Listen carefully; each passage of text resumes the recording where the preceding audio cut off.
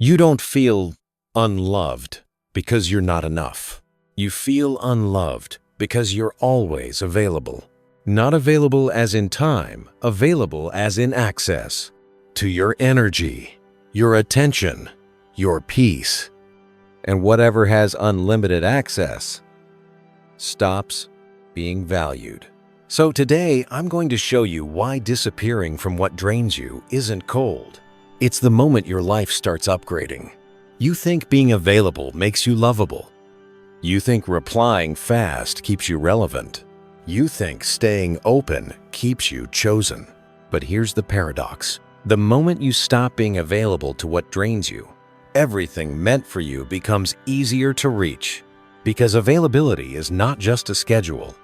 It's an energy, a permission slip, a signal to life and to people that says, this is what I accept. And in a Jungian lens, there's a truth most people learn too late. What you tolerate starts shaping your identity. And what you refuse can become your liberation. So if you've been feeling overlooked, taken for granted, stuck in repeating cycles, this is your sign. Not to chase harder, not to explain more, not to prove your worth with endless access, but to step back from what cheapens your soul so your life can finally upgrade. And let me make this clear from the beginning. This is not about punishing people. This is not about playing games. This is not about disappearing to manipulate attention. This is about self-respect. It's about closing the leaks. It's about reclaiming access to yourself. Now, let's make it real. You're the one who answers everyone. The one who listens.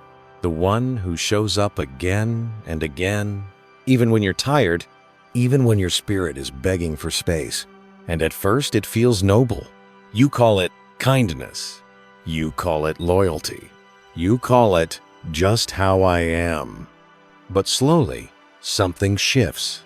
People start to expect you, not appreciate you. Expect you. Your time becomes a public resource. Your emotional energy becomes a free service. Your presence becomes something people consume, not something they honor. Here are 3 signs this is happening. 1. You're always there for people in their storms. But when you need a calm harbor, it's quiet. 2. You reply quickly, trying to keep connections alive. But they reply slowly, casually, like your urgency is a given. 3. You keep saying yes when your body is screaming no. You smile when you want to scream. You keep the peace and slowly lose yourself. Now, listen closely. The more available you are, the less valuable you start to feel. And the pain isn't just emotional. It becomes biological. Because deep down, your nervous system learns a dangerous lesson. I am safest when I'm needed. I am worthy when I'm useful. I am loved when I am accessible. And once that wiring sets in, you don't just give. You overgive. You don't just care. You overfunction. You don't just respond. You perform. Let's bring it into everyday life. A friend calls you at midnight again, not to ask how you are, not to check on you, but because they need emotional CPR. And you give it.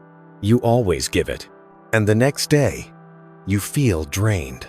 But you tell yourself, that's what a good person does. Or maybe it's dating. You send a message. They see it. Hours pass. Then they respond with a casual lol and a meme. And you pretend it doesn't sting. So you try harder. You become warmer, more available, more understanding. But the more you chase clarity, the more you get mixed signals. Or maybe it's family. Someone guilt trips you. If you loved me, you'd pick up. If you cared, you'd show up. And you obey, not because you want to, but because you were trained to confuse guilt with love. And over time, you start living like your phone is a leash. Like your time belongs to whoever tugs it. This is where the idea of manifestation often gets distorted. Because many people try to attract what they want, while energetically begging for it at the same time. You affirm, you visualize, you journal, but underneath those rituals, your inner state keeps whispering, "Please don't leave. Please choose me. Please respond." And whether you call it the universe or psychology, the mechanism is the same. Your state shapes your behavior. Your behavior shapes your standards, and your standards shape what you repeatedly allow. Life doesn't respond to words alone. It responds to the state you live from. So if your state is desperation masked as devotion, life mirrors it back as delay, inconsistency, half love, half commitment, not to punish you, to reveal you. This is where Jung is useful not as a quote machine, but as a lens. Jung wrote about the unconscious, like an ocean beneath your life. You think you're making choices consciously, but much of your life is driven by hidden forces, old wounds, attachment patterns, unspoken fears, and the parts of you that learned love through earning. In Jungian terms, you might call it a complex, an emotional knot formed around early experiences. Maybe you learned as a child, being quiet got approval, being helpful got attention, being easy kept people close. So you grew into someone who overgives, not because you're weak, but because your psyche is trying to protect you from abandonment. And then there's the shadow. Jung described the shadow as the parts of you you reject, the parts you hide because they feel unsafe to express. So if you pride yourself on being nice, your shadow might be your boundaries. If you pride yourself on being understanding, your shadow might be your anger. If you pride yourself on being always available, your shadow might be your power. Because power threatens the old survival strategy. Power says, I don't need to be chosen to be worthy. I don't need to be liked to be safe. I don't need to be accessible to be loved. And the ego panics. So instead of embodying power, you perform availability. You become the sun that never sets, and then wonder why no one is grateful for daylight. But think about the moon. The moon doesn't explain itself. It doesn't chase the sky for permission. It appears, it disappears, it returns, and in that rhythm, it becomes magnetic. When you stop being available, it does not mean you become cold. It means you become clear. It means your energy is no longer leaking into people, places, and problems that have not earned access to your life. It means you stop offering VIP treatment to those who keep you in the waiting room. It means you stop answering emotional emergencies created by people who refuse to build emotional stability. It means you stop being the always in relationships that only give you sometimes. And here's a grounded rule of human behavior. Whatever has unlimited access often becomes undervalued. Not because people are evil, because the human mind adapts quickly. We normalize what's constantly present. So if you're always available to chaos, chaos starts acting like it lives with you. If you're always available to breadcrumbs, breadcrumbs start acting like they are enough. If you're always available to disrespect, disrespect starts acting like it has a home. So when you stop being available, you aren't punishing anyone. You are changing the rules. And reality, social reality included, responds to rules. Now here's where most people get stuck. They try to change their life by forcing outcomes. They chase, they convince, they over-explain, they over-function. They treat love like a locked door that only opens if you knock hard enough. But real change isn't a negotiation. It's an alignment. It's a shift in standards. It's a shift in what you allow. So here is the framework. Simple, practical, and powerful. Pause, prioritize, Protect. Pause before you respond. Not to manipulate, to regulate. Because a regulated nervous system makes better decisions than an anxious one. Prioritize. Who and what earns access? Not everyone deserves the same version of you. Protect your time, your attention, your peace. With boundaries that don't beg for permission. Pause, prioritize, protect. And when you do this, something in you relaxes. Not laziness. Release. You move from, how do I get them to choose me? To, what am I choosing? You move from, what if I lose them? To, what if I find myself? You move from chasing signals to becoming the signal. Because the truth is, your constant questioning is not curiosity. It's fear wearing a suit. It's the mind trying to control the unknown. And belief, real belief, doesn't interrogate life every hour. Belief plants the seed, waters it, and trusts the soil. Imagine trying to hold a river. You step into it, cupping water with your hands. You squeeze tighter, and the water slips faster. That's how life behaves when you cling. Clinging is a signal of distrust.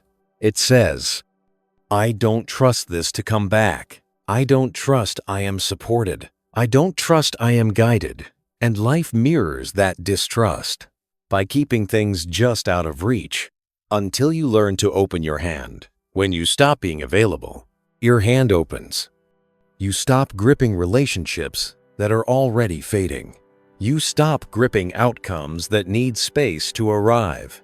You stop gripping timelines like they are life support. And the river returns. Not because you controlled it, because you aligned with it. Before your outer world changes, your inner world shifts. And this is crucial, because the first everything changes is not people, it's you. You start hearing yourself again. You start noticing what you actually want. You start recognizing the signals your body has been sending for years. Exhaustion, resentment, that heavy feeling after certain conversations, that hollow feeling after you give too much. You realize your soul has been keeping score. And now, you stop paying debts you never agreed to. You stop responding immediately. You stop explaining your boundaries like they're up for debate. You stop making your schedule a doorway for others to walk through. You become less reachable and more present. And presence is power. Then comes the part many people fear, the backlash test. When you stop being available, some people will react, not because you did something wrong, but because your old version was convenient. Some will guilt trip you. Some will test you. Some will suddenly reach out more. And here is the rule. Don't confuse attention with alignment. Sometimes people chase you, not because they value you, but because they miss controlling access to you. So you stay steady. You don't become cruel. You become rooted, like a mountain. Storms can scream at a mountain all day, but the mountain doesn't negotiate its position. And something fascinating happens. The people who genuinely care adjust. They respect the new frequency. They learn you. They meet you. The ones who only benefited from your availability fade, complain, or disappear. And this is not a loss. It's a clearing, a sacred reorganization. Because you cannot build a higher reality with lower agreements. Now we enter the part you can feel, even when you can't explain it. When you stop being available to what isn't aligned, your energy stops scattering. It consolidates. And when energy consolidates, it becomes magnetic. You start attracting better conversations, better opportunities, unexpected support. Not because you tried harder, but because you finally stopped leaking your power into dead ends. This is where Jung's idea of synchronicity becomes meaningful. Synchronicity is when life arranges meaningful coincidences that reflect an inner transformation.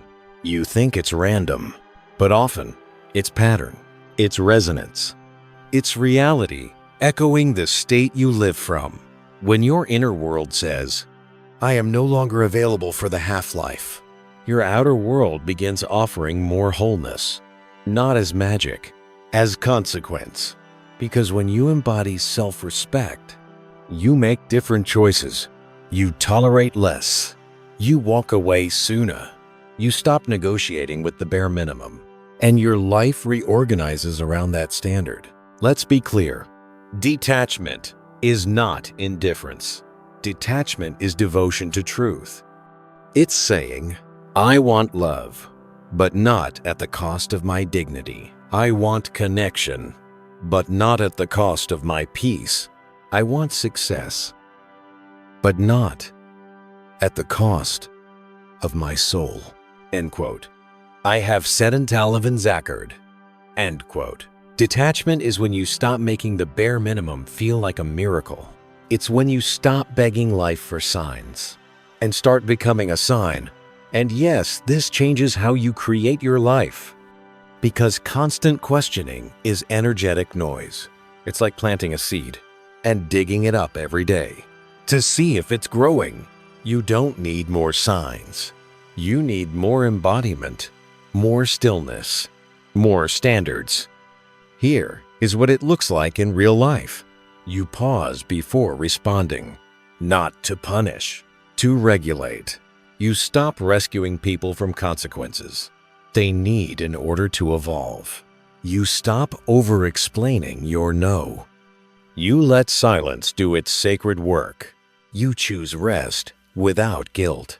You choose distance without drama. You choose yourself without apology. You become intentional with your time. You ask, does this connection nourish me?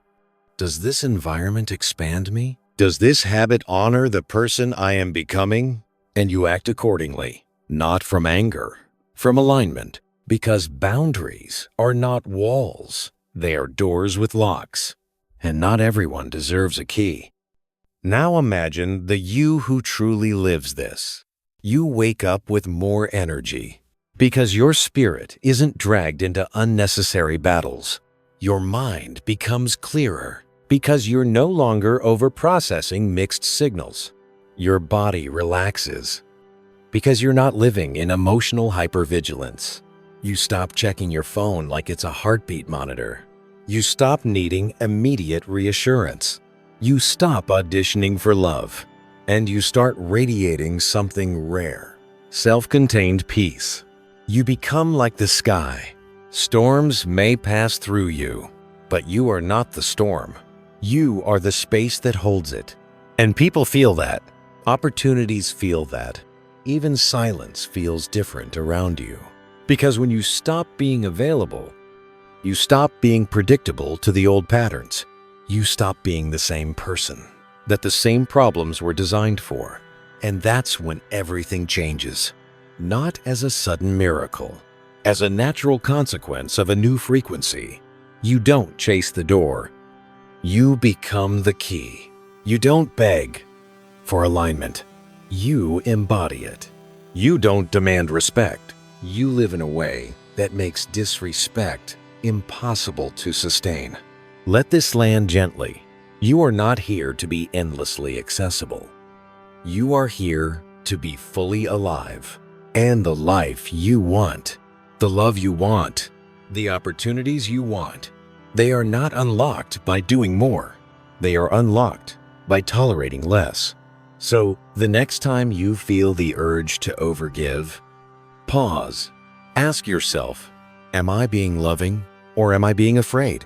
Because fear makes you available to anything that offers temporary relief. But love, real love, makes you available to what is real. And if you're in a season where you feel alone after setting boundaries, remember, sometimes life empties your hands so it can place something greater in them. Sometimes it clears the room so the right people can finally enter. Sometimes it removes the noise, so you can hear your own soul again. When you stop being available to what drains you, everything that's meant for you starts finding you. Quietly, naturally, inevitably. If this message resonated, don't treat it like entertainment. Sit with it for a moment, not as motivation, as a mirror. And if you want more of these cinematic reflections, grounded, honest, and activating, like the video, subscribe, and stay close. Because you're not here to chase life. You're here to become so aligned that life recognizes you.